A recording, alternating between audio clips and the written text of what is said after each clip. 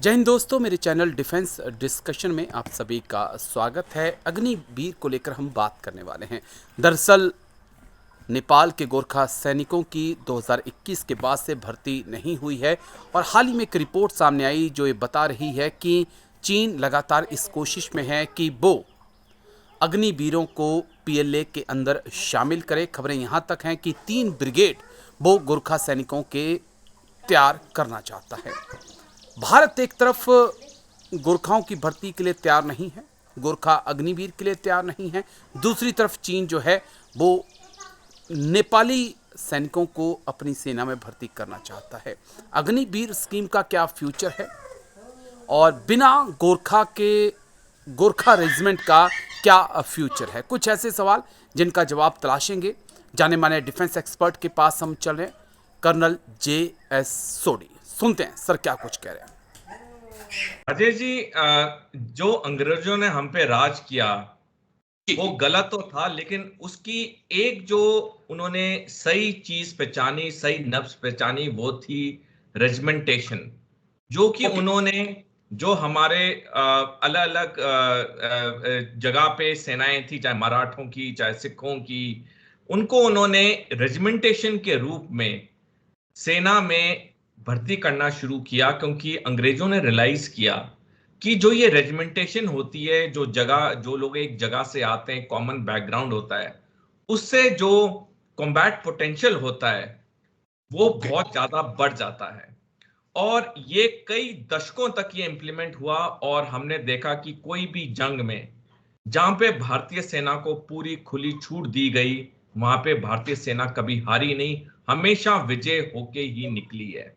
तो ये जो बार बार हमारे मीडिया में आता है, लोगों में बातचीत होती है कि कॉलोनियल लेगेसी, कॉलोनियल लेगेसी।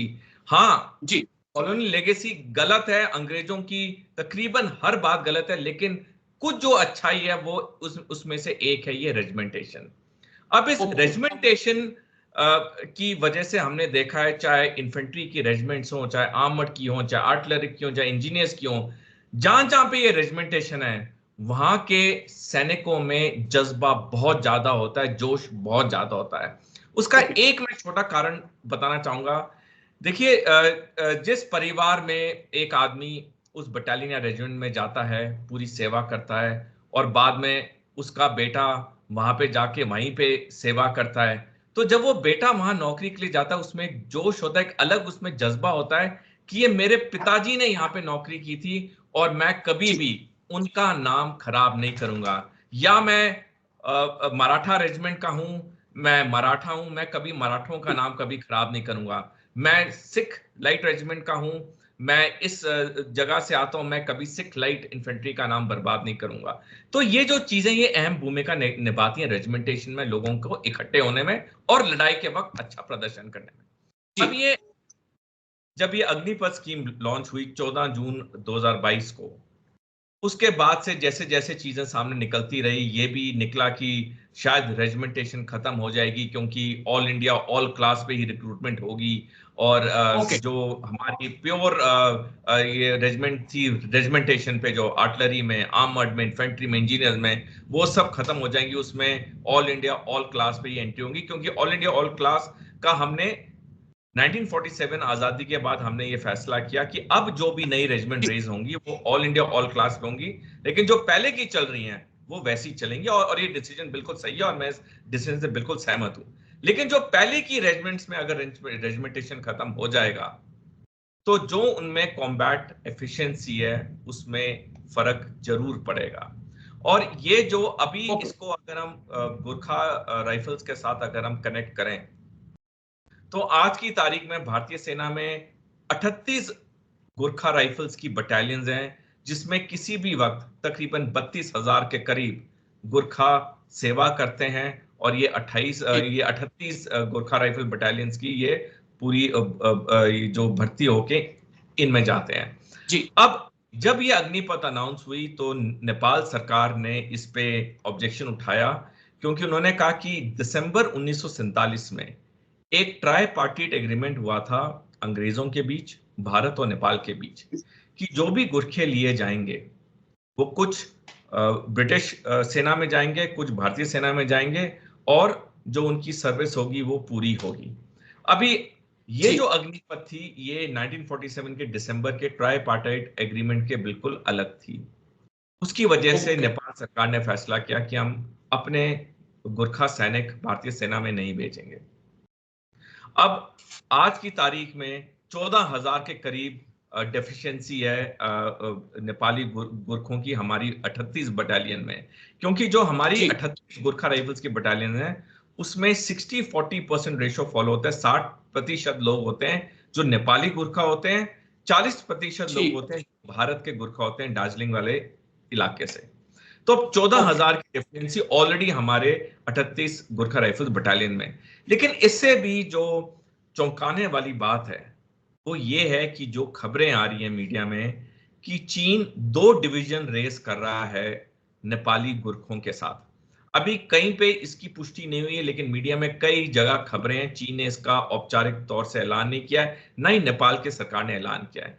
तो ये जो खबर है, ये खबर बड़ी एक सीरियस खबर है, क्योंकि हमने शताब्दियों से देखा है, दशकों से देखा है कि ये जो गुरखा होते हैं ये बहुत अच्छे सैनिक होते हैं, और इनको आपने ऑर्डर दे दिया, वो अपनी जान की बाजी लगा देंगे, लेकिन उस ऑर्डर को इंप्लीमेंट करेंगे और देश के लिए विजय लेके आएंगे। गुरखा राइफल्स के हमारे कई विख्यात जनरल्स भी रहे हैं। फील्ड मार्शल SHFJ मानेकशॉ, जो भारत का हर बच्चा बच्चा जानता है, और भी कई ठीक। जनरल्स रहे हैं। तो गुरखा राइफल्स की अपनी एक अहमियत है इन्फेंट्री में, भारतीय सेना में। और ये जो डेफिशिएंसी है, और इस पर भी कोई क्लैरिटी नहीं आ रही है, ये जो डेफिशिएंसी है, ये मेरी राय में ये ठीक नहीं है। ठीक है सर, बस एक पॉइंट, क्योंकि चाइना की बात आपने कही।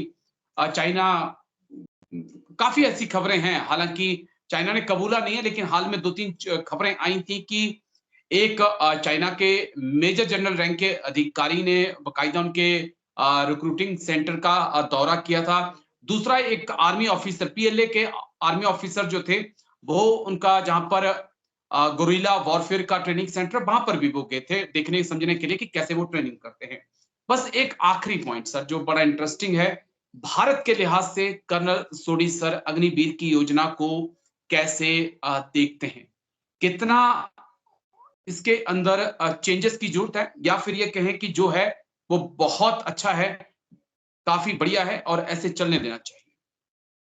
राजेश जी, मैंने ये अग्निपथ योजना पे कई लेख लिखे हैं, और कई बार मैं कई टीवी चैनल्स पे मैंने इसके डिस्कशन पे भी आया हूं। मेरी राय में ये जो योजना है, इसमें बड़ा बदलाव चाहिए। जो अब 75 और 25% का रेशो है कि 25% को रिटेन किया जाएगा, ये लंबे टाइम में ये भारत के लिए घातक सिद्ध होगा। और मैं 2-3 मिनट चाहूंगा, मैं आपके दर्शकों को पूरा एक्सप्लेन करना चाहूंगा। देखिए, जब तक हम लड़ाई काउंटर इंसर्जेंसी में कर रहे हैं, हम A2 सिविल अथॉरिटीज कर रहे हैं, वहां पे कम एक्सपीरियंस के लोग भी चल जाएंगे। लेकिन जब जी। एक युद्ध होगा, उसमें वो सैनिक चाहिए होंगे जिन्हें एक्सपीरियंस होगा। आप कोई भी कॉर्पोरेट हाउस ले लीजिए, कोई टीवी चैनल ले लीजिए, उसमें वो चाहते हैं कि उनके जो एम्प्लॉई हैं वो जितना ज्यादा दे रहे हैं उतना उनके काम में सूलियत होती है। और यहाँ जी। पे कोई लड़ाई का माहौल नहीं है कॉर्पोरेट में। यहाँ पे एक सिंपल, उन्होंने अपने टारगेट्स मीट करने हैं, कंपनी के जो ऑब्जेक्टिव्स हैं उसको अचीव करना है। लेकिन लड़ाई के माहौल में जो इंसान लड़ने जाता है, उसको पता होता है कि मैं शायद वापस जिंदा ना आऊं, और ऐसी धारणा रखने के लिए समय लगता है। एक सैनिक को कठोर बनाने के लिए, एक सैनिक में वो जज्बा लाने के लिए कि वो अपनी जान की बाजी लगा दे। आज अगर हम सोचें कि 4 साल की सर्विस के बाद जो हम टर्नओवर करेंगे, एक वक्त ठीक है। आएगा जब हमारे पास उतने सैनिक नहीं होंगे अपने टास्क के लिए। मैं 2 मिनट लेना चाहूंगा, एक एग्जांपल देना चाहूंगा। अगर हम एक आर्मर्ड रेजिमेंट लें, एक आर्मर्ड रेजिमेंट वो होती है जिसमें टैंक होते हैं। एक आर्मर्ड जी। रेजिमेंट में 60 टैंक होते हैं और 70 भारी गाड़ियां होती हैं जो कि लड़ाई के वक्त काम आती हैं। यानी 130 भारी भरकम गाड़ियां होती हैं एक आर्मर्ड रेजिमेंट में। एक आर्मर्ड रेजिमेंट में 500 सैनिक होते हैं। अब अगर 500 सैनिक में से हर साल 25% रिटायर होते रहेंगे, तो एक वक्त आएगा कि उस आर्मर्ड रेजिमेंट में ये 130 भारी गाड़ियां चलाने के लिए ट्रेंड मैन पावर नहीं होगी, क्योंकि आर्मर्ड रेजिमेंट की अपनी सेंट्रलाइज अपॉइंटमेंट्स होती हैं, आरएचएम की अपॉइंटमेंट होती हैं, स्क्वाड्रन दफेदार की अपॉइंटमेंट होती हैं, स्क्वाड्रन क्वार्टर मास्टर एनसीयू की अपॉइंटमेंट होती है, जो कि युद्ध के दौरान बहुत एसेंशियल होती हैं। और अगर ये एसेंशियल अपॉइंटमेंट्स को हम भरें और उसके बाद देखें, हमारे पास 130 भारी गाड़ियां चलाने के लिए लोग नहीं बचेंगे। हम कोई भी ले लें, इन्फेंट्री ले लें, आजकल इतने आधुनिक हथियार हैं कि 8 से 10 साल लगते हैं एक जवान को, चाहे भारी भरकम गाड़ियां चलाने के लिए अच्छी तरह से, या फिर आर्टिलरी की तोपें चलाने के लिए, या फिर इन्फेंट्री के हथियार चलाने के लिए, या फिर इंजीनियर में माइन लेइंग करने के लिए। मैंने खुद पराक्रम के वक्त माइन लेइंग की है, और मैंने कंपनी कमांड की थी पराक्रम में, और मेरे को पता है कि मैं दावे के साथ कह सकता हूं कि वो लड़ाई का माहौल था, क्योंकि जब इंजीनियर्स ये पराक्रम माइन लेइंग करी थी, ये हमारे लिए युद्ध का समय था, क्योंकि माइंस लाइव थी। बेशक दुश्मन की गोलीबारी नहीं हो रही थी, लेकिन माइंस तो लाइव थी, और हमें हर एहतियात बरतना था जो सिखलाई में किया जाता है। वहां पर मैंने देखा कि जो सैनिक एक्सपीरियंस्ड है उसकी माइन लेइंग में, और जो एक रिक्रूट नया आया है सेंटर से, उसकी माइन लेइंग में कितना फर्क है। और अगर आप इसमें फैक्टर कर लीजिए, जब गोलियां चलेंगी युद्ध के दौरान, तो ऑब्वियसली जिस सैनिक के पास ज्यादा एक्सपीरियंस है उसकी ज्यादा अच्छी परफॉर्मेंस होगी। तो मैं अंत में यही कहना चाहूंगा कि जब तक हम सीआई ऑप्स की बात कर रहे हैं, जब तक हम काउंटर A2 अथॉरिटी की बात कर रहे हैं, ये अग्निवीर स्कीम लोग कह सकते हैं कि चल जाएगी, लेकिन भारतीय सेना का मुख्य रोल काउंटर इंसर्जेंसी ऑपरेशंस नहीं है, A2 सिविल अथॉरिटी नहीं है। हमारा मुख्य रोल है देश को बचाना युद्ध के दौरान। और अगर युद्ध के दौरान हमारे सैनिकों में वो कॉन्फिडेंस नहीं होगा, हमारे सैनिकों में वो एक्सपीरियंस नहीं होगा, जो कि 8-10 साल के बाद आता है सेना में, तो हम समझ सकते हैं कि आने वाला वक्त हमारे लिए आगे क्या होगा। मैं एक आखिरी चीज बताना चाहूंगा, हम जब भी एक सिविल कार चलाना सीखते हैं, हम खुद देखते हैं कि हमें 4-5-6 साल लगते हैं वो कार में माहिर लाने में, वो गाड़ी चलाने में या स्कूटर चलाने में 5 से 6 साल लगता है हमें कॉन्फिडेंस गेन करने में। तो आप सोचिए, जो ये भारी भरकम गाड़ियां हैं, चाहे टैंक हो चाहे तोपे हों, उन्हें 8 से 10 साल तो कम से कम चाहिए उसमें माहिरता हासिल करने के लिए। जी सर, वो इतना आसान नहीं होगा और एक बड़ा चैलेंज है, लेकिन शुक्रिया सर आपका, शुक्रिया कर्नल सोढी सर, आपने सुबह-सुबह समय दिया और इतने बारीकी से चीजों को समझाया सर। थैंक यू, जय Hind sir, thank you sir.